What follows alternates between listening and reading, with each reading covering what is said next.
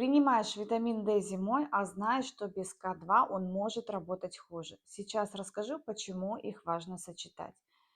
Ставь лайк, подписывайся и сохраняй этот ролик. Очень полезная информация. Я, Кристина, консультант по питанию, помогаю укреплять здоровье через грамотный подход к питанию и добавкам.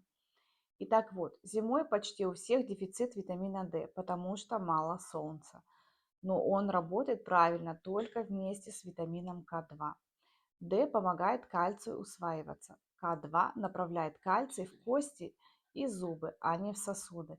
Если принимать только D, кальций может идти не по адресу.